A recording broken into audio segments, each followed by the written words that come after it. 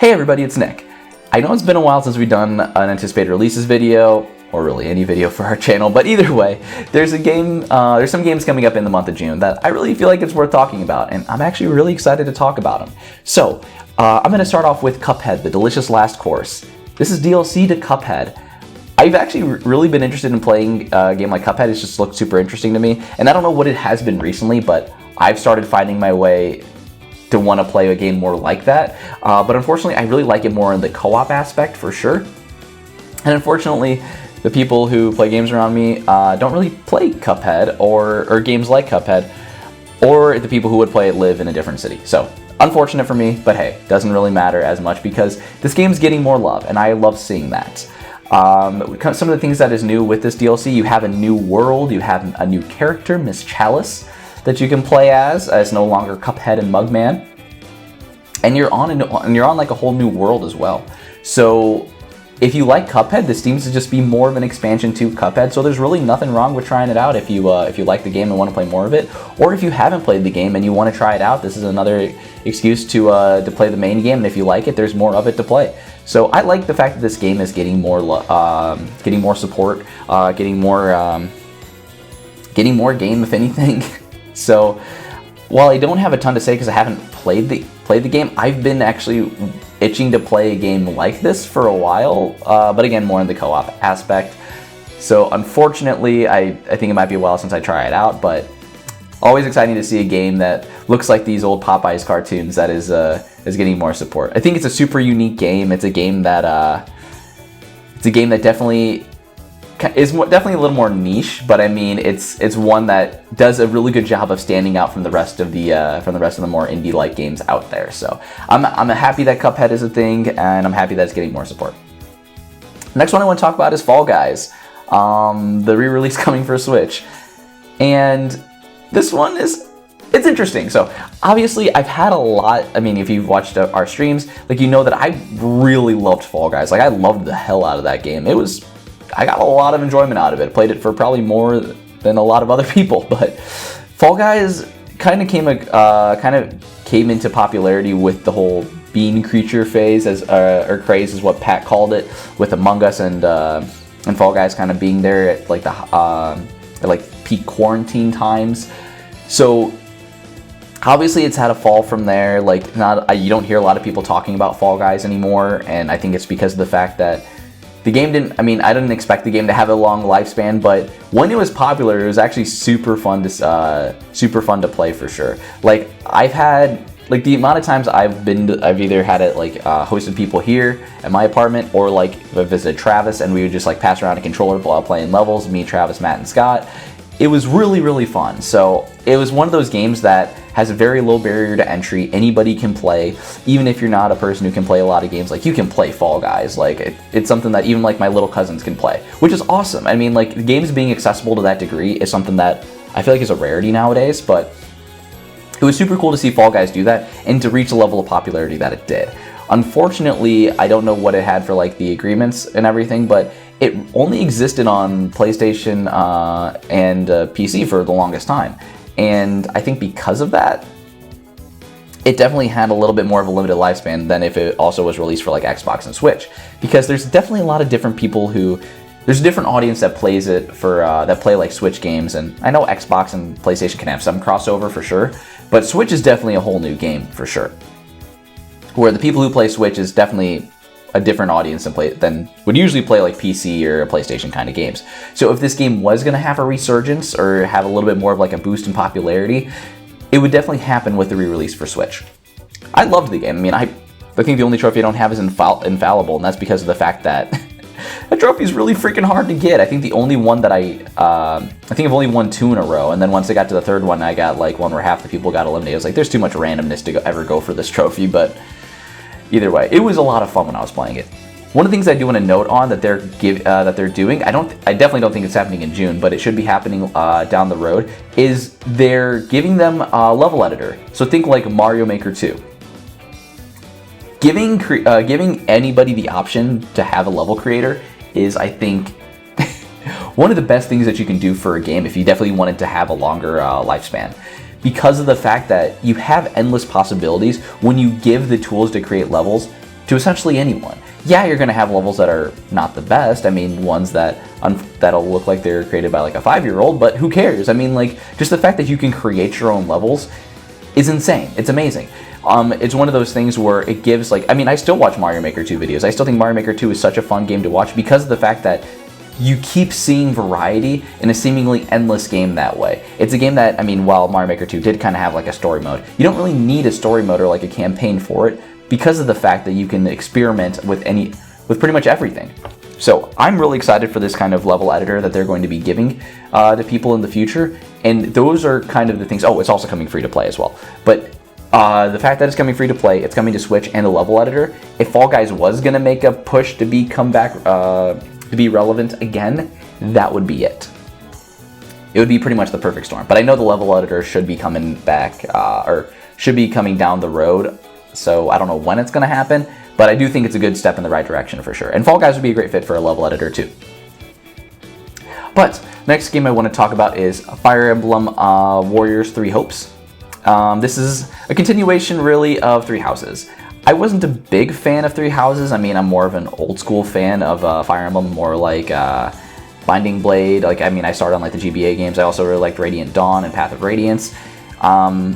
But those kinds of Fire Emblem games, I'm kind of happy they're still getting Warriors clones kind of it, because once you kind of hit that mainstream part where like you're a big game franchise, you're going to get those Dynasty Warrior games. It happened with Zelda, it happened with Persona 5. Once it reaches the mainstream, you're going to get a Warriors-like game because, I mean, why the hell not? They're not going to be those games, and this is where I've had a little bit of a change of heart for these kinds of games, because I wouldn't play them initially, but Mike actually told me, it's like, hey, I think you'd really like Persona 5 Strikers. It doesn't feel like a hack and slash game as much.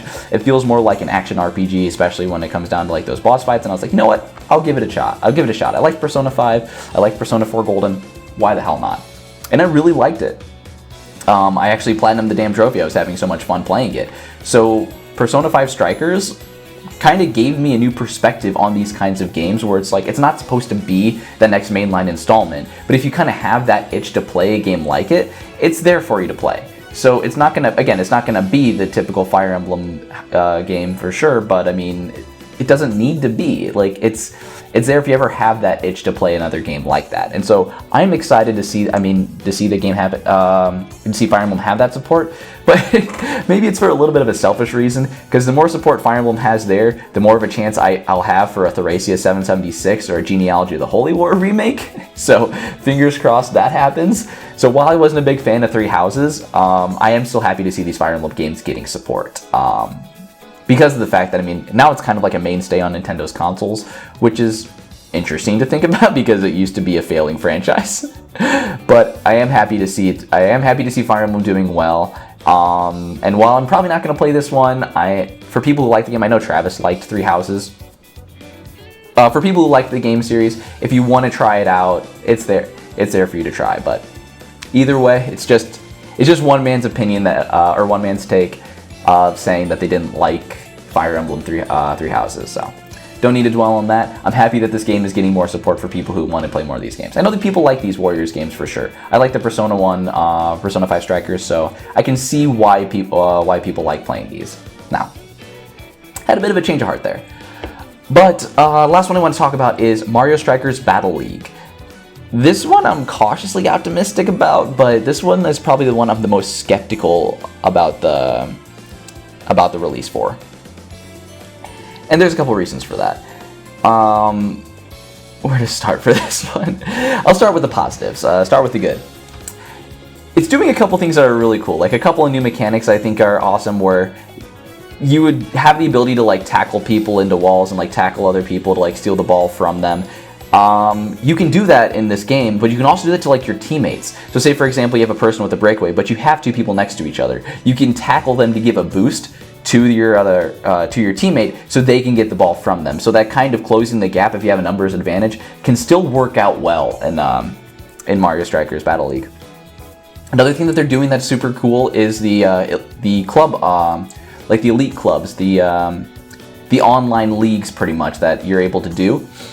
You can be in a group with some of your friends and kind of battle for whoever's going to be at the top of the league. So I like these kinds of adjustments that they're making, but here's where a little bit of the negative comes in, where my skepticism comes in. They're doing a really cool thing with these battle leagues, but it's also Nintendo Online. Oh, I also forgot to mention, I do like the customization that they're doing where you can like focus more on like running, focus more on like the kicking of the ball or whatnot. So you can adjust your stats to make your character a little more unique, which I like.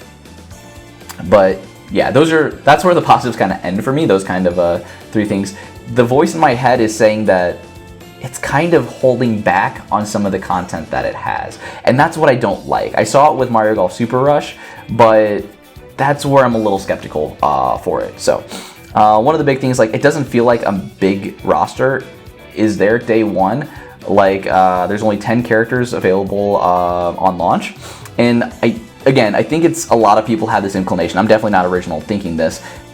There's other characters that are going to be released as probably as quote-unquote free DLC, at least if it is DLC, I hope it's free, but it just rubs me the wrong way because I just think of Mario Golf Super Rush, and they did that good and bad in Mario Golf Super Rush. When they when they had characters in that game where you had like Toadette. Toadette was already in the game, was already a character model in the game, already had the animations in the game. And then they're just like, oh, well, we're adding Toadette. It's just like, no, you just released her later. Like, she was already present in the game, but acting like this is a bigger announcement is, like, it wasn't. Like, it wasn't a big announcement. But they also did it where they had, like, King Babam. And who the hell could have... If you honestly told me that you predicted King Babam in Mario Golf Super Rush, I would call you a liar. Because something like that is a great addition. So somebody like completely out of left field, who you wouldn't think the game is missing if he wasn't there, people like that are perfect additions for the game. Somebody like Wiggler in Mario Kart 7, I feel like, is another good example of it. Where it's like, why would you ever expect that in a game? But... like, you're not angry, you might be confused, but it's just like, would you miss him if he was gone? No, but he's a fun addition to have either way. That's what I think these characters should go for, but missing characters like Daisy, and as of now, I feel like Pauline is more of a mainstay character in Mario games. Missing people like that, I know Pauline was in the Mario Strikers game, so maybe not Pauline, but characters like that I feel like should be in the game at the start. And again, maybe I'm not typical here, but for me, what that says is I should wait on the game until it gets finished later on. Because there's been so many unfinished games that have been released recently, and they've always had promises of getting better later on, and I hate that business practice so much because it's like, oh, it's going to get better, we're going to add stuff later on. It's just like, I don't like this early access stuff. Like, if you release a game that's good and a full game, and I mean, the best damn example is freaking Elden Ring. If you release a full game at the beginning, people are going to play the game. You don't need to artificially increase your lifespan. It's like, oh, well, check out this new character that we're releasing later on. And I'm going to go back to Mario Golf as an example because it's the most recent Mario sports game. Like, adding New Donk City, yeah, we might have had some fun on it, but I mean, like, is that really a new course? No, it was already in Odyssey, and they kind of just made a golf course out of it. And it's like, maybe it was fun for one time, but it's like, it was all par threes. Like, I don't know. This game is giving me like, there's a voice in my head saying like, there's something off with the way that they're presenting this game right now. So yeah, I'm still cautiously optimistic about it because I haven't really got into a Strikers game in a while, but I really loved Mario Strikers. Like, my favorite Mario sports games have been like Mario Tennis Power Tour and Mario Strikers, but there's something off. Like, I can't really verbalize it, but the way that they're announcing things, I'm skeptical. I'm really skeptical about this game. I'm still excited that it's happening, but like, even what they did with like Mario Golf Super Rush, like, so taking another step back with the actual other Mario sports games, like Aces got a ton of support. Then you had Mario Golf Super Rush that got a little support, and I don't like the trend that it's going because even the stuff that they added in Mario Golf Super Rush wasn't a ton. Like, what I really loved about like Toadstool Tour and maybe not just Toadstool Tour, but the N64 ones, like unlocking the characters, all of the courses actually seemed unique. Like, all of that stuff was awesome. But I never felt like that uniqueness. Like, all the courses seemed to be very similar in Mario Golf Super Rush, and I feel like a lot of the arenas are like that as well in Mario Strikers Battle League. I don't know. There's a voice in my head saying like, you can get excited, but just be cautious that when it releases, you're probably going to get some people reporting on things that Nintendo specifically left out of their announcements. So I'm excited about the game. This is probably one of the main reasons I wanted to do a releases on it, because I had a lot of thoughts about this game where I am excited about it. I want to play another Mario Strikers game. I want to play this with my friends, but you get to this point where it's just like they're holding out on stuff, and you can just tell. So that's where I'm gonna end it. Cautiously optimistic, but still skeptical.